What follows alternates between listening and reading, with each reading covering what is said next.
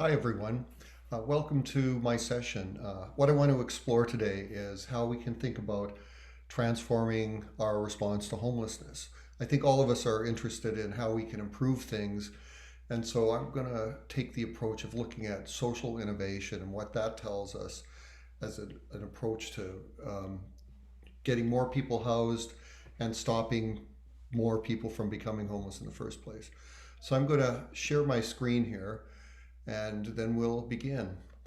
Um, okay, so social innovation is a term that's kind of become jargony, and so we're going to do a little clarifying today to show what it can really mean and how we can use it to drive change. We start with the question, why do we need innovation? I think that one could say fairly confidently that people are working really hard across Canada and other countries to address homelessness, to ameliorate the worst impacts of it, and to try and get people housed. But we need to constantly improve what we're doing. We can never sit on our laurels, and I would also suggest that few people would say that we've really figured out exactly what to do in this regard. So let's have a look at what is the dominant way of thinking about it in the 2021. I think there's something that's emerged from the United States about 20 years ago, and in Canada maybe 7 or 8 years later, and is now kind of the dominant paradigm for thinking about how to basically end homelessness. And this paradigm, which I call the New Orthodoxy, consists of three main pieces of work. The first is that we employ housing first as broadly as possible, which is a really good thing because housing first is one of the few interventions with a really strong evidence base, and I think we should support it, expand it, make sure people are doing it with fidelity to the model. The second piece is coordinating and optimizing the sector using data-driven methods, coordinated access, community plans, these kinds of things. And then the third piece is targeting chronically homeless people, right? With the idea that we'll get to other populations once we've addressed those needs, given that there are scarce resources. And so, coming from the observatory, I'm always interested in what's the evidence for what's happening. So, can all of this end homelessness? And if we look at information from the United States, data from the United States, it leads me to conclude that we haven't quite got things as figured out as we think. So this is data on chronic homelessness in the United States from 2007 to 2020. And if you look at the green line here, you can see there is indeed a decline that goes from 119,000 down to 77,000 and then back up to about 110,000. So there is progress there. That wasn't random, although events external to the homelessness sector can absolutely have an impact on homelessness, as we've seen in the pandemic. But what really went on here? What we know from the same data is that that decline in homelessness is very targeted by the massive investment in reducing veterans' homelessness that began under Obama. Here you can see that basically they went from 73,000 veterans experiencing chronic or being homeless, and it reduced down to 37,000. So that's a big deal. And how did that happen? It was massive investment by the federal government in the United States, combined with the fact that Veterans Affairs is itself an integrated system. It not just handles benefits for veterans, but it involves employment, housing, healthcare, etc. So they started with an integrated system, poured lots of money into it, using the things we know about housing first, and created big results. But overall, if you go back to that previous slide, you wouldn't say that we're anywhere near coming close to ending homelessness in the US. And you can also see that even amongst veterans homelessness, it's flatlined for the last 5 years. And so there's a missing piece to all this. And that piece is the prevention. In North America, we have largely ignored prevention, the inflows into homelessness. And as a result, as quickly as we can house people, there are more people becoming homeless and more people moving from first time experience to homelessness to becoming chronically homeless. So we need to focus on prevention. And the good news is that in Canada, with the Reaching Home program, the government of Canada has done something quite radical in North America, and it has prioritized prevention. And if you look at these 4 mandatory outcomes areas for community entities, the bottom 2 both focus on prevention.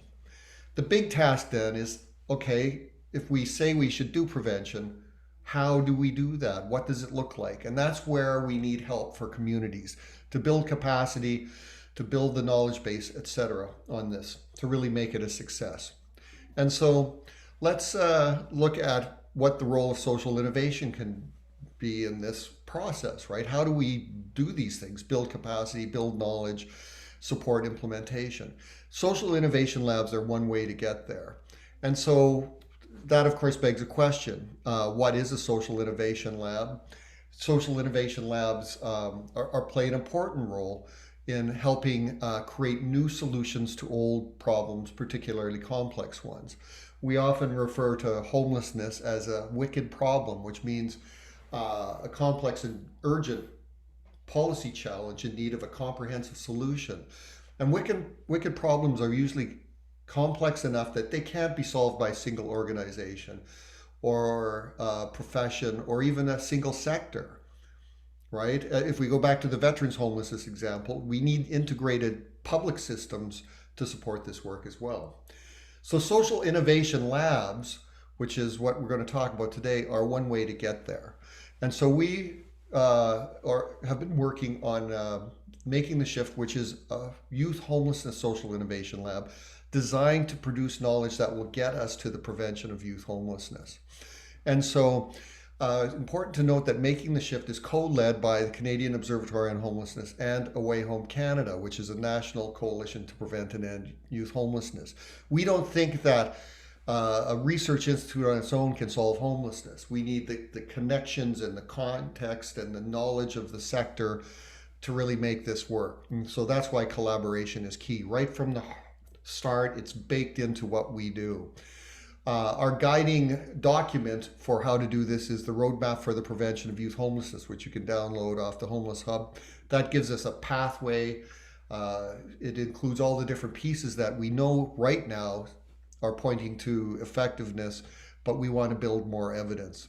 And so the work in Making the Shift is basically this, like how can we conduct and mobilize research on the prevention of youth homelessness to actually create an impact in the community, to actually create change.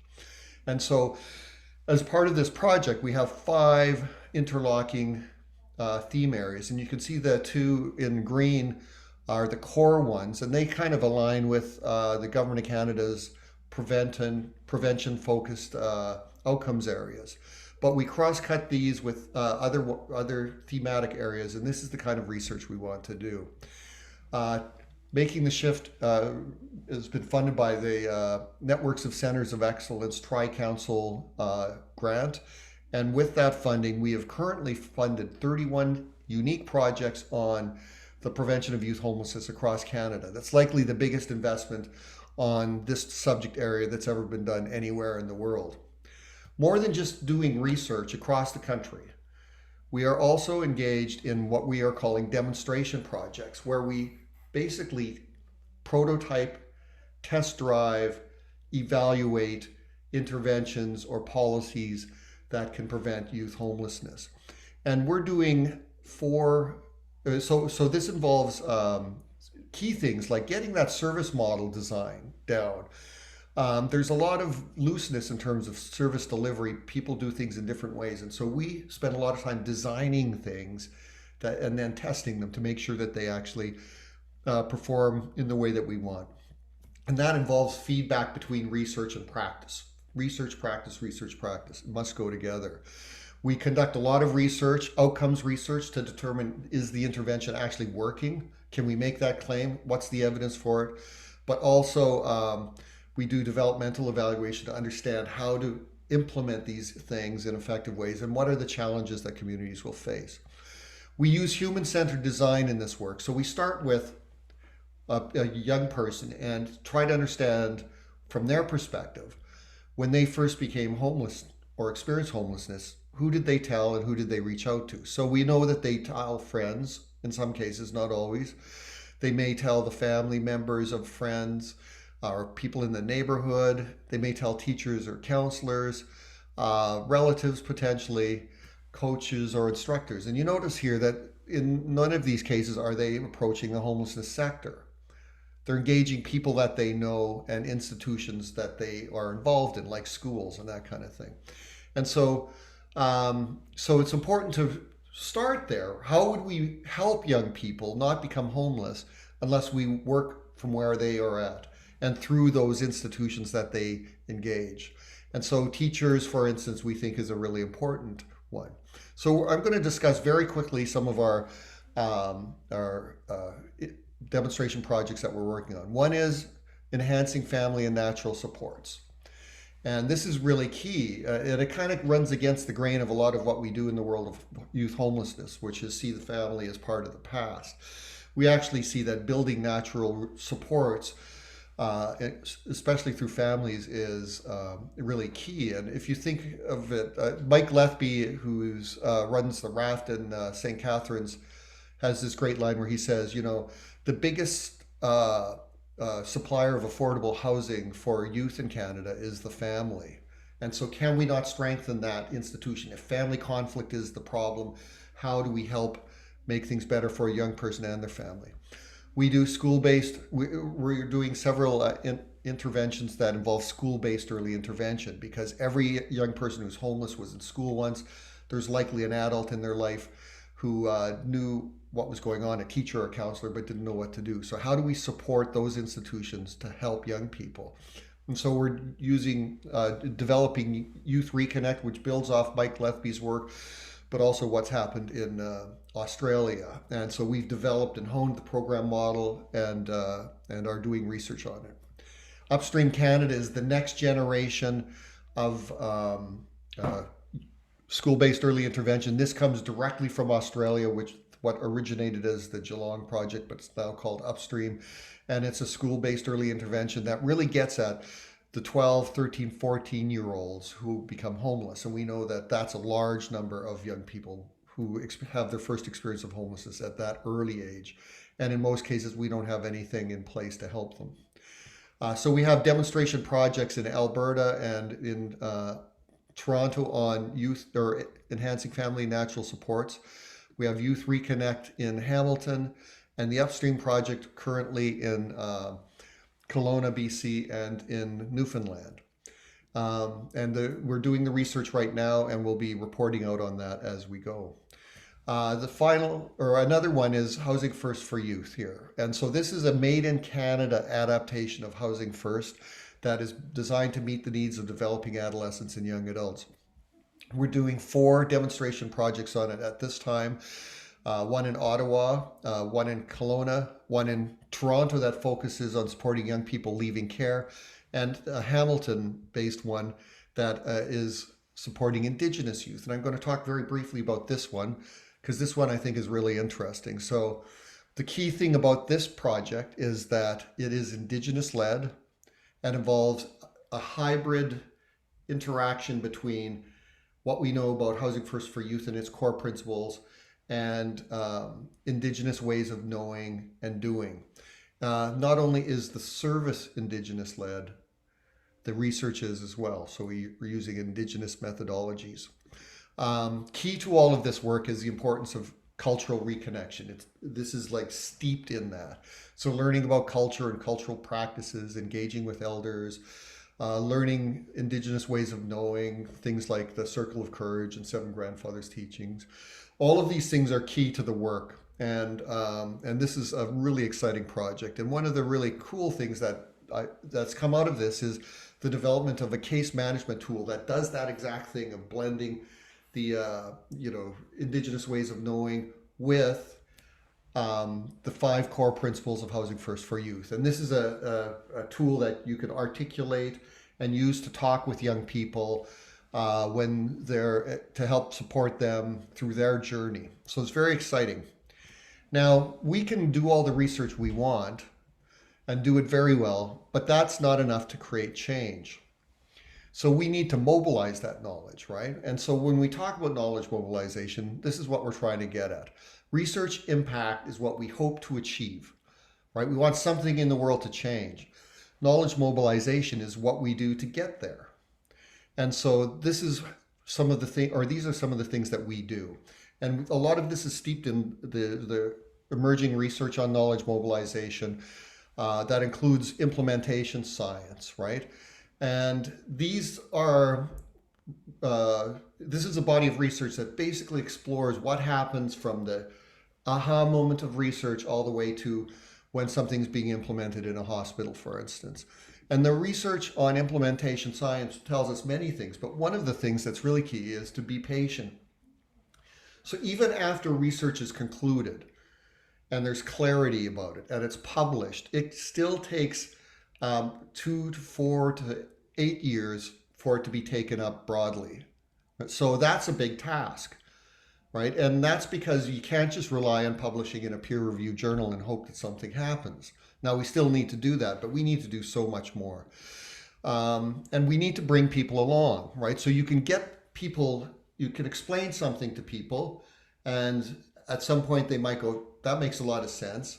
But that's a long way from actually implementing something because there are all kinds of challenges to it. So we need to work through to support people along this journey, make them aware of things, enhance their understanding, build a positive perception so people start to go, maybe we should do this.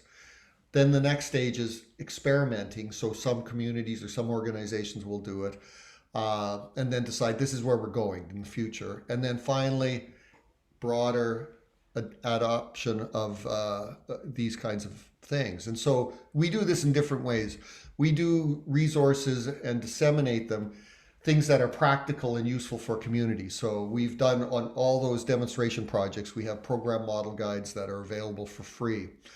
We also recently released an updated version of the Housing First for Youth resources that includes not just the program model guide, but a very detailed operations manual that gives you all kinds of information on case management, for instance. We continuously communicate with the sector and with government through our newsletters and releases and things of that nature, and using social media as well, and webinars. We do a lot of community engagement, although that's been more difficult during the pandemic, but typically that's an important way to reach a really broad audience that maybe isn't paying attention to your newsletters or has even heard of you. The key thing, though, I think, is really training and technical assistance. We need to shift practices. And so communities can have that idea that, yes, we want to do it, but they'll still have concerns. They still need to talk to somebody who knows how to do it. And so that's the kind of thing that we're providing for communities for all of these different innovations that we're testing. So there's hands-on coaching where we can go in-depth training for groups. The coaching can happen after the fact, troubleshooting along the way, and then practical tools that help communities implement the work well, case management tools, these kinds of things. And so that is going to be really key going forward. And Away Home Canada is a big leader in that, but this is part of it. We're there to help communities implement these things. And so if you have any interest in that, just contact us at Making the Shift or the Observatory or Away Home Canada. Community systems planning, and that's not system planning, it's systems with an extra S, is important too, because to really be effective on prevention, we have to engage schools, other public systems, the healthcare system, criminal justice system, child protection, et cetera, et cetera. And so we need to have robust systems planning to build those bridges. And then finally, government relations. We need government to support this work, show leadership on it, fund it, and build capacity. And so there are lots of things we've learned about this from government. And so some of these things are helping to understand how governments use research and how does policy making and decision making work. We need to avoid making assumptions about government, that this kind of government or political party will be uninterested, because that's not true. We need to align interests, right? Figure out what makes government tick and see how what we're producing can help do that as well. we need to engage both the elected officials, but also the public service as well. And so this is all important. And that the outcomes we're looking for at the end, of course, is a reduction in youth homelessness, especially a reduction in inflows to youth homelessness. But more than that, enhancing housing stability, life chances, and well-being. We need better outcomes for youth, not just throw them into housing and run screaming. So what are we learning so far? Well, I'm going to give you some highlights from the Ottawa Housing First for Youth site, where we are conducting a randomized controlled trial. That means using two groups to study, right? So one group gets the intervention, one group is in Housing First, the other group is not receiving Housing First for Youth, but maybe receiving other kinds of supports as well. And we compare them. And so here are three areas we're going to look at. The first is housing stability. Has it improved in 1 year? And you can see from this table here, it looks at 3 months, 6 month, 9 month, and 12-month intervals. The blue bars are those who are receiving Housing First, and the red are for those who are not. And you can see that housing is improved for both groups, but it's improved dramatically, so that after 12 months, 94% of all those receiving Housing First for Youth were still housed. Now let's look at employment and education after 1 year. First, we'll look at the Housing First for Youth group, and then those who are receiving the other kinds of support. So this was very surprising. So after 12 months, you see quite a dramatic increase in employment, and at the same time, dramatic increase in enrollment in school and training. That surprised us because we thought there'd be a bigger lag time as young people got settled in and dealt with their, worked on recovery, this kind of thing. So that's pretty impressive. There were, if you look at those in the treatment as usual group, the outcomes aren't so as strong at all, right? And so that's important learning. And then finally, the quality of life outcomes after 1 year. We didn't expect much in the first year, but we came up with something that's pretty dramatic. And so this again is the Housing First for Youth group. And you can see that in terms of psychological well-being, social engagement, and environmental factors, there's significant improvements in year one. With the treatment as usual group, there are improvements as well, but not to that same dramatic degree. And so the evidence so far is pointing to that this is a really effective evidence-based intervention that works. And we're going to be doing research for 2 years on all of these sites. And we'll have very rich data that will not only hopefully provide a strong evidence base for the intervention, but also help us further refine and develop the intervention. So all of this is about social innovation and the knowledge that we need to shift to prevention and incorporate prevention. Arguing for prevention doesn't mean stopping doing everything else. We want to keep doing those things that we know work and do them well, but we really have to stop the inflow of people into homelessness. If you have a broken pipe in your basement, you can use all the buckets, all the pumps, everything you need to get water out of the basement, but until you fix the pipe, you're still going to have a problem. And so we'll move now to any questions that people have about the intervention. And so thank you.